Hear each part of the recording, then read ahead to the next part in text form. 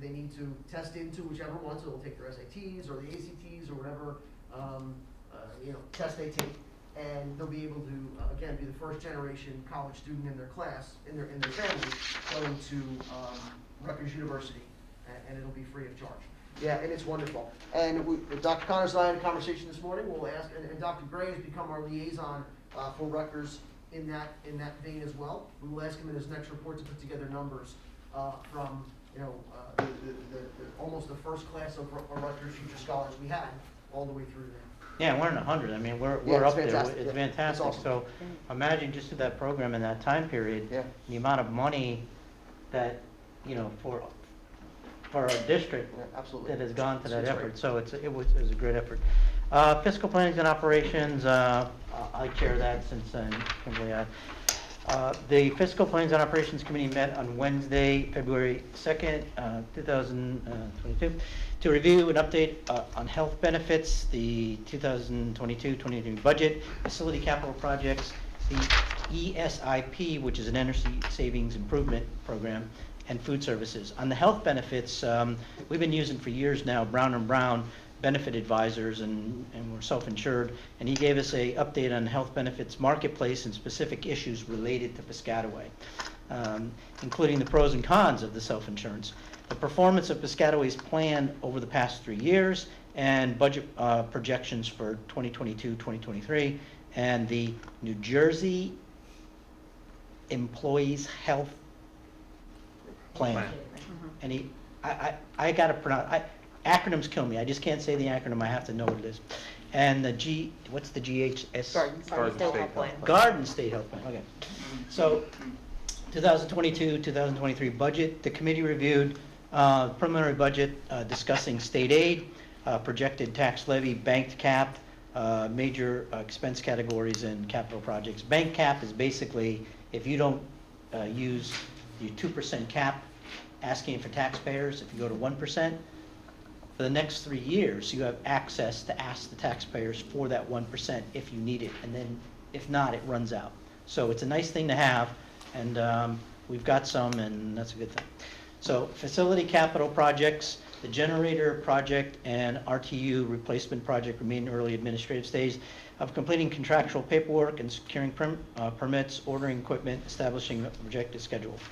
The referendum project status, Spiesel Architectural Group is finalizing preliminary drawings for final review by the district administration and submission to the Department of Education.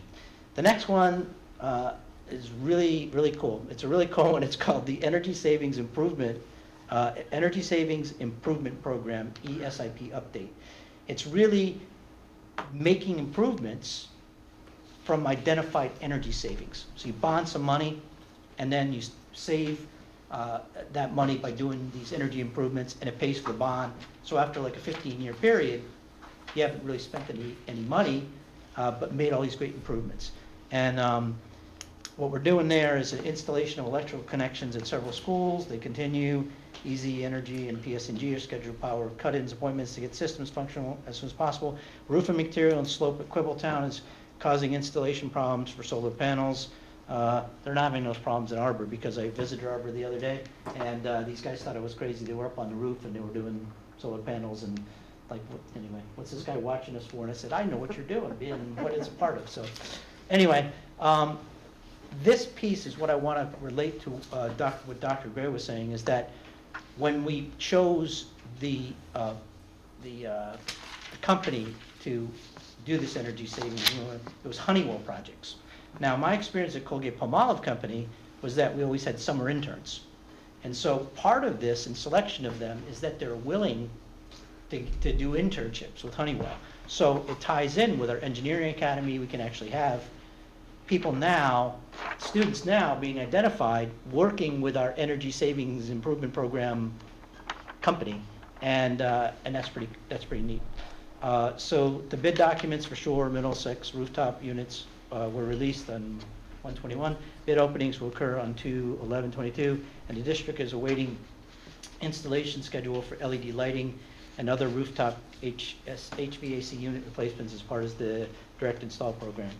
And as we were talking about the food service update, is that Mr. Oliveira and Jamie, I can't say his name, Journalista. Okay, for Sodexo, continue monthly meetings with the Piscataway High School Principal Advisory Committee to solicit feedback and reviews, and I think that with the high school, and if Veer was here, so I'll tell his dad, is that now he's involved in doing the survey. He goes up every month, so we are putting efforts towards,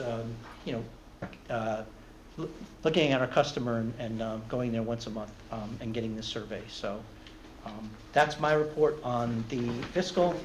Anybody got any questions? Questions, no questions? No questions. Oh, just a comment. I wanted to, and I'll continue to thank David for your stewardship and for, it's a pleasure to be on the committee.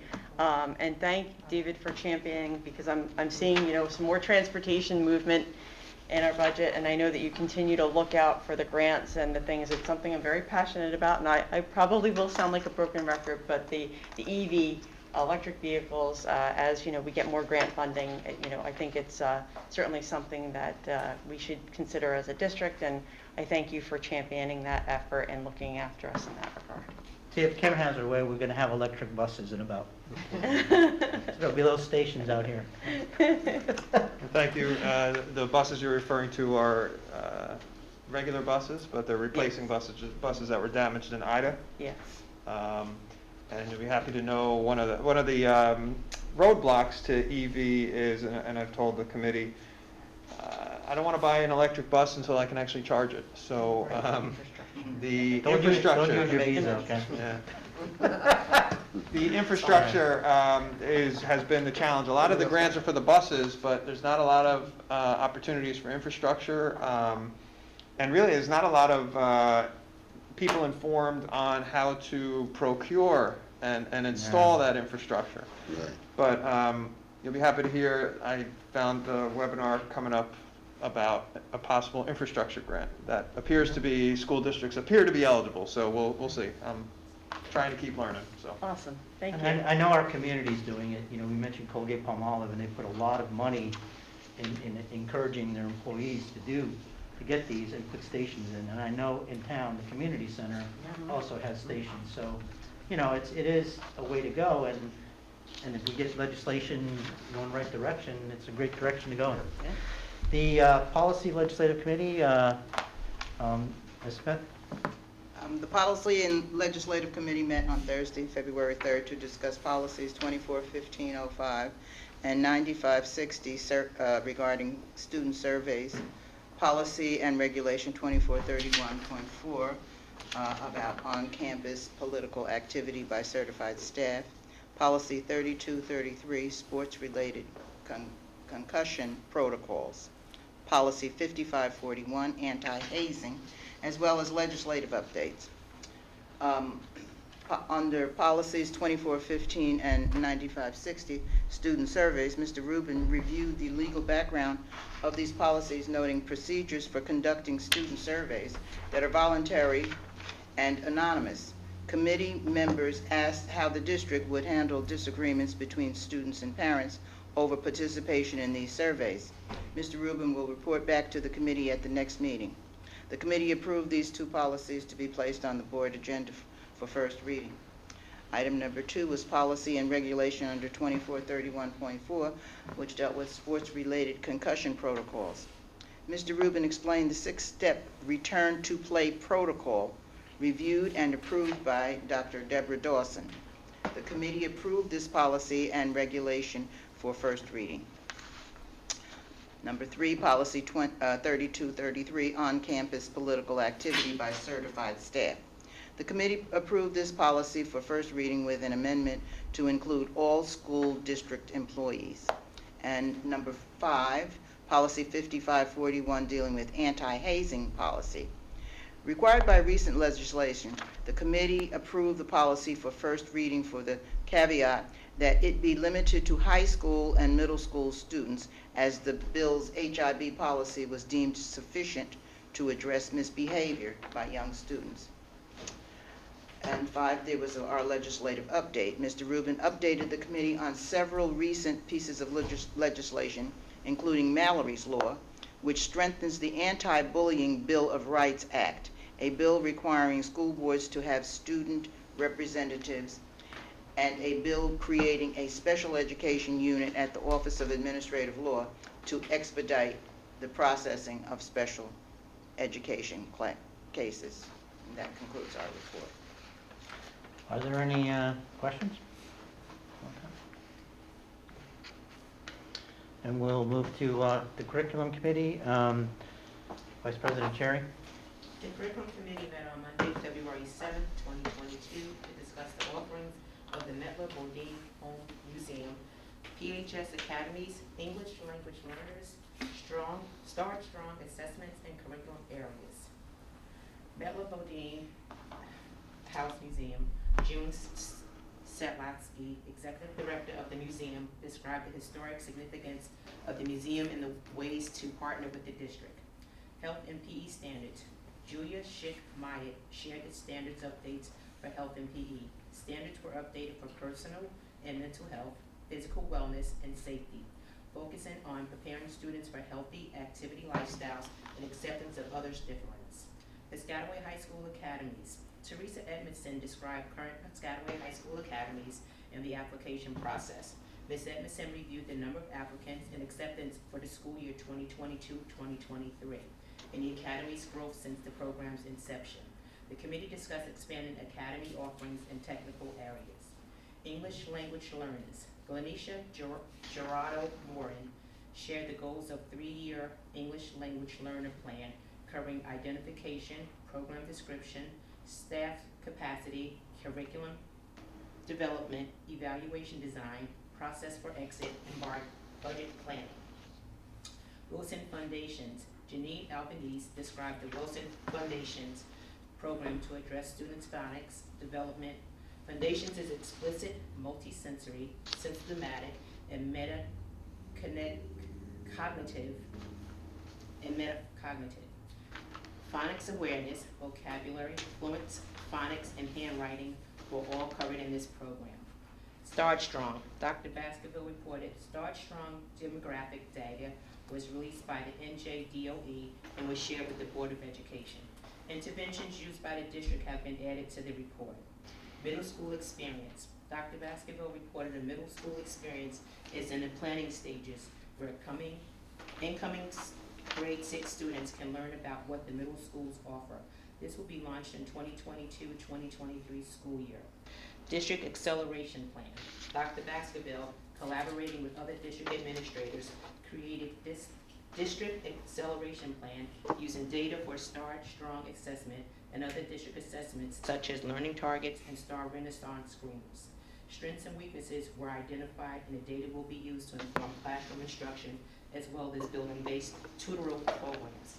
And that concludes my report. Thank you, Ms. Cherry. Just have a couple of updates if you don't mind. Go ahead. So, moving back to number 3, the PHS Academies. So we talked about the applicants and the number of students wanting to go in the academies. We had about 165 applicants from the 8th grade, all 8th graders, which was a great number. We're starting to see over the last couple of years, and this year was a key for us, right? We wanted to make sure we check this out. The Pre-Law and Justice Academy is starting to dwindle a little bit down. In discussions with Dr. B and people involved, we think that might be a little too specific. So we're thinking about other ways to really encompass that kind of information and that kind of academy. So we're thinking about something about the humanities where there's different strands, journalism, pre-law, social studies, poli-sci, things like that. So look for some information from us in the future about that one. And also one about it for a CTE area in high school, a career technical ed. Absolutely. You know, that's what I wanted to say is that, well, first, overall, I believe that the strength of this Board of Education, or Board of Committees, and the mere fact that we have, and you guys know as you've been going to the New Jersey School Board and so on, is we have boards of committees that have not only the administrative liaison, the board members, but public members. And it makes these things stronger. And then when you guys go out, we go out, we hear about what's happening in the state, and Mr. Johnson mentioned it, is that when I think of, I've been in Piscataway for many years, and we have the academies, and we graduate students, and they go off to college, but that's only 70%. The other 30%, remember now there is the non-college bound learners. So what I've been discussing with the superintendent, discussing with her, is how can we kind of begin to address the non-college bound learner, like Mr. Johnson, always, is an advocate for. And so Dr. Rinelli is now looking into that, because across the state, there's a lot of support for doing that. And so anyway, I just want to give credit for everyone for to be looking into having that. Dr. Rinaldi, can I ask you one Sure. question? I know academies students apply their 8th grade year to come into the high school.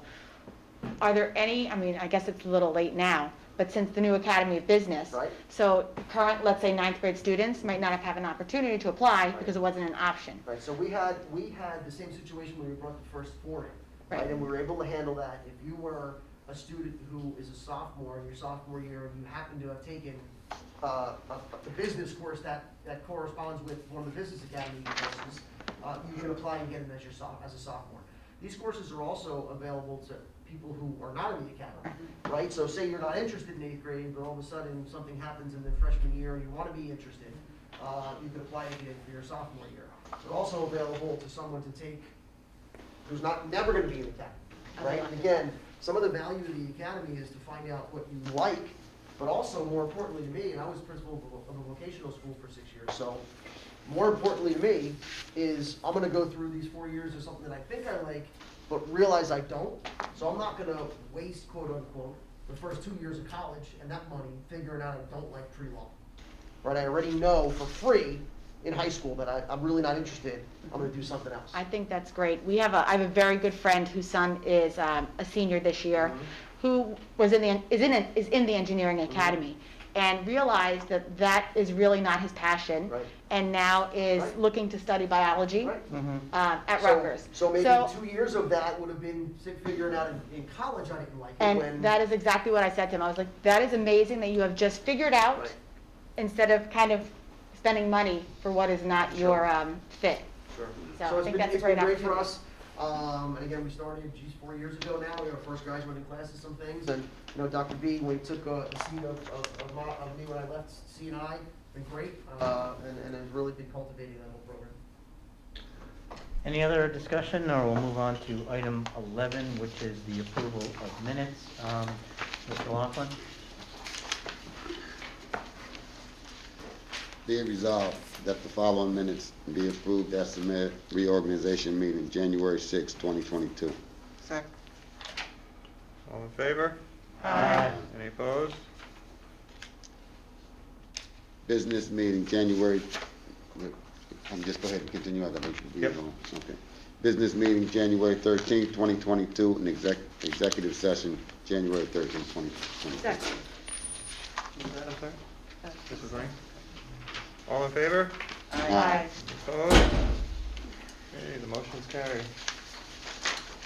Item 12, public comments from the floor. The Board of Education recognizes the value of public comment on educational issues and school matters of community interest. In support of this position, the law establishes a period of public comment at every board meeting.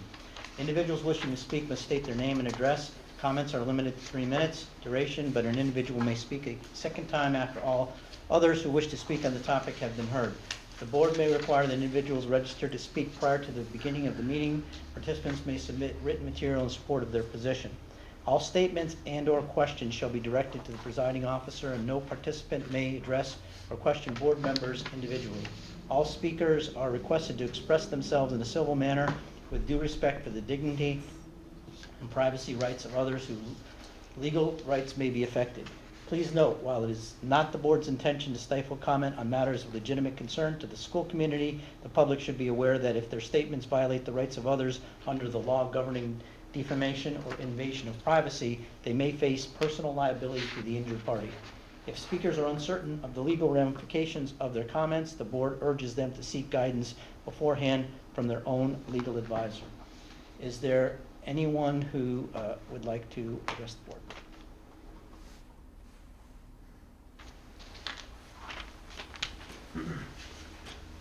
Name and address, please. My name is David Amory. I live on 47 Brotherhood Street. I am a senior in Piscataway High School, and I record the Board of Ed meetings, so you can tell I'm pretty passionate about media, TV, and film. I just wanted to bring up some concerns I've had because over the past 4 years, I could tell the whole TV, film, media department of the high school has really been dwindling. I could tell that it's just the amount of students in taking those classes have just gotten smaller and smaller and smaller. There is no TV club this year, which I'm pretty sure it's the first time that's happened since it started. And radio club is losing members every year.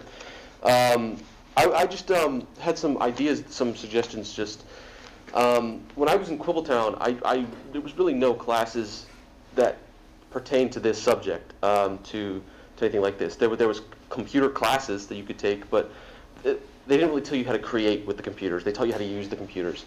So I feel like if there was some kind of incentive in the middle schools or just the younger schools to join these courses and really get people interested. We talked about academies today. I thought, why not add like a media, television, film academy? We could even get PTTV involved because they have a lot of equipment there. They already communicate with the high school, and I'm one of 3 students in the honors class for film and TV.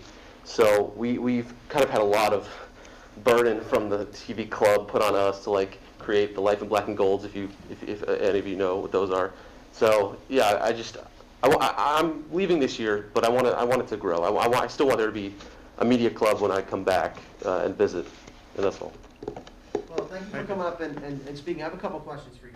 With the addition of the 8th class that year, you're still seeing not a lot of kids in those areas?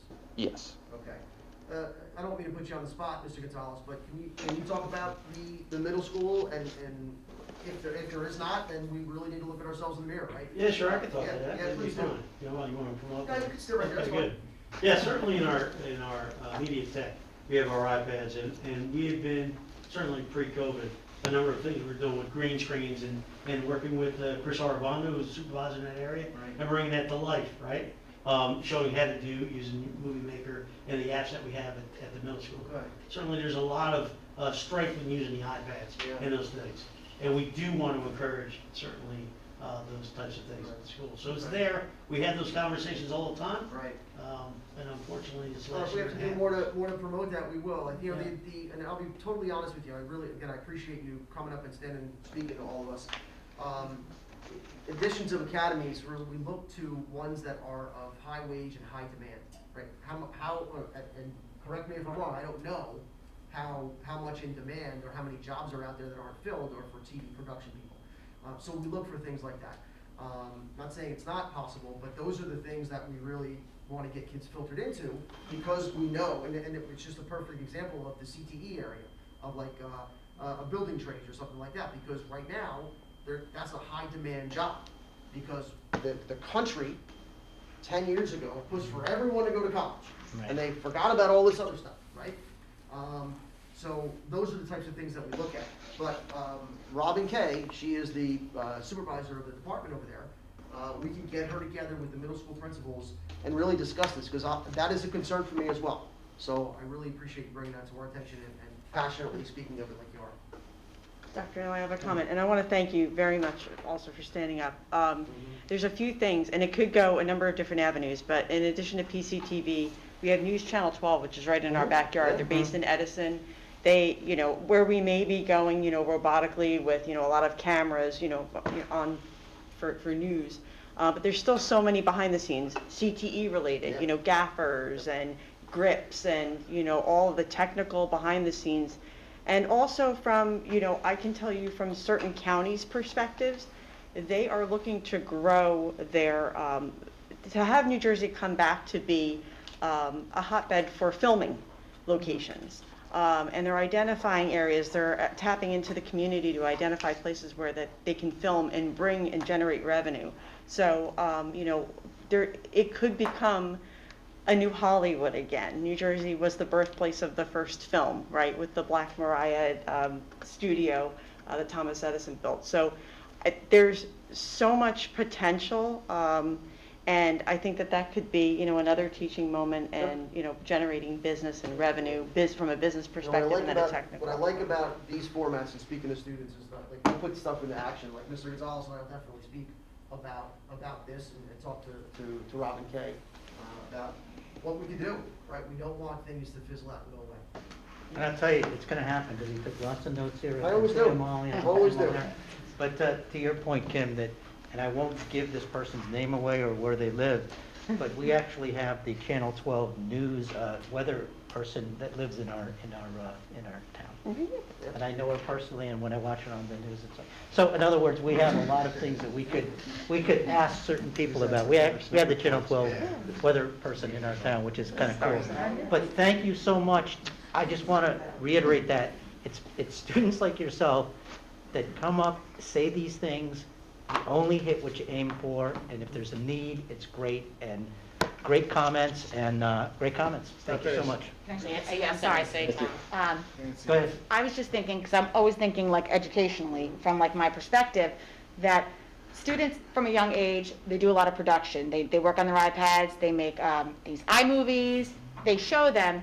So maybe, and we're talking about mentoring, maybe what we can do is kind of bridge that gap and show them how to turn that into some sort of production. See, I'm no expert in that, but especially if you're looking to grow. So finding a way to maybe get some of these high schoolers to then come to the middle school, and then getting these middle schoolers to then, again, even with the elementary, you're talking these kids from very young ages are very adept at using those iPads and being creative, making things. So finding a way to pull that all together to then keep it moving forward. So Dr. Gray doesn't have much to do, I'll put him on. That was not my intention, Dr. Gray. And David, thank you very much, because that's an area close to my heart. I love media.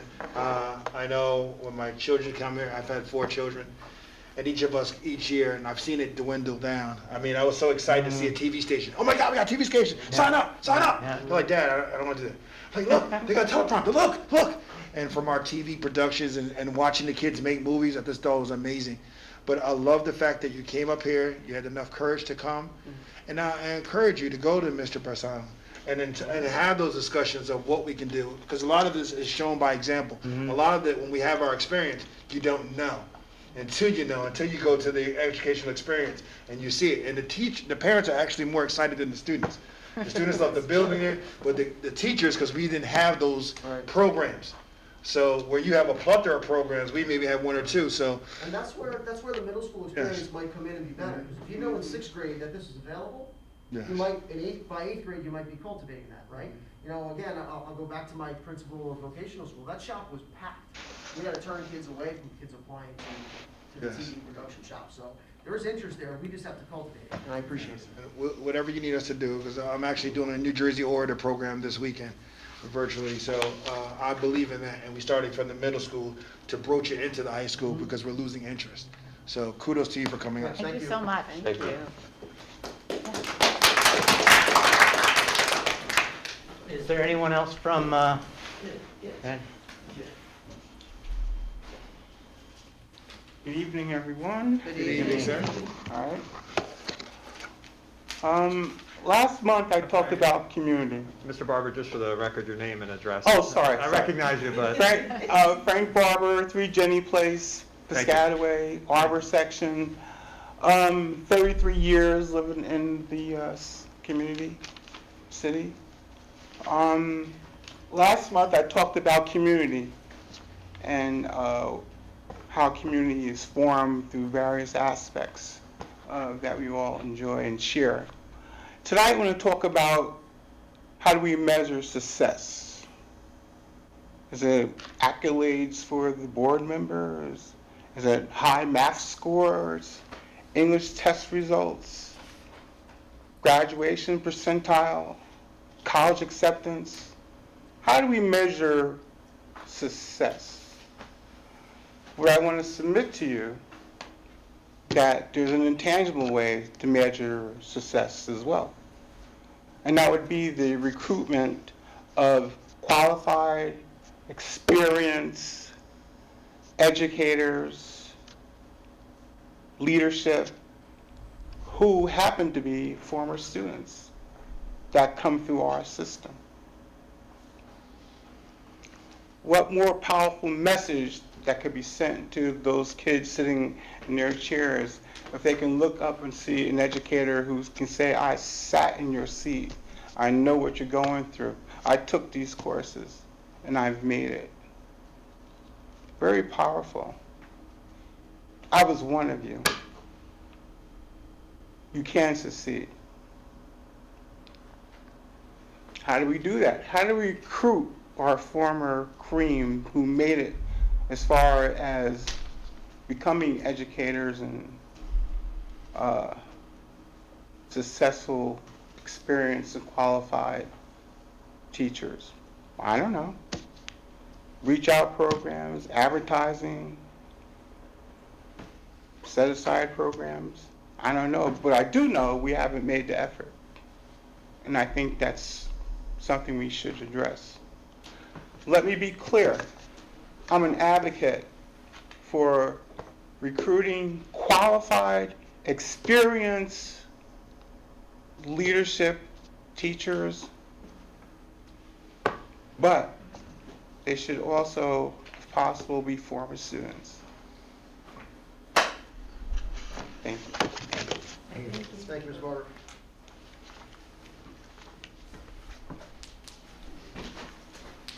Hello, good evening. William Gonzalez, principal over at Quibbletown Middle School, as well as the president of the Principal and Supervisor Association here in Piscataway. I wanted to come up and certainly introduce myself to the new members, or returning members, to the Board of Education. Congratulations, Ms. Gordino and Ms. Rashid, and again, welcome back, Dr. Connors. Couple of things I heard this evening, real quick. I want to say it's really a pleasure to work with Dr. Ranelli in the position I'm in. Ms. Souza, Dr. Baskerville, Ms. Pongratz. I know Ms. Patel. Veer was a student at Quibbletown, as well as a young man there, and Dr. Gray. Certainly, you asked the question of Dr. Gray just a moment ago, how long have you had this position? I think Dr. Gray perhaps has had this position since July, but he's been doing it his whole life. So it's great to work with him as well. So great job in your presentation. So I just wanted to say those things. Again, welcome to the Board of Education, all the new members or returning members, and it's really going to be a pleasure working with you in my capacity as a principal as well as the president of the BPSA. So have a good evening. Thank you, thank you. Mr. Gonzalez, all of you, come right back at you. It's a pleasure in both of your capacities to work with you as well, as president of the association, as well as principal of our middle school. Thank you. Thank you. Is there anyone else that would like to address the board? Okay, seeing no further one, have a motion to close? Second. All in favor? Aye. We'll move to item 13, which is fiscal plannings and operations. Ms. Lane? Be it resolved that the following motions identified as items A through G be approved as presented.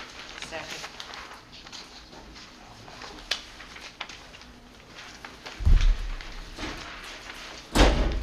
Is there any discussion?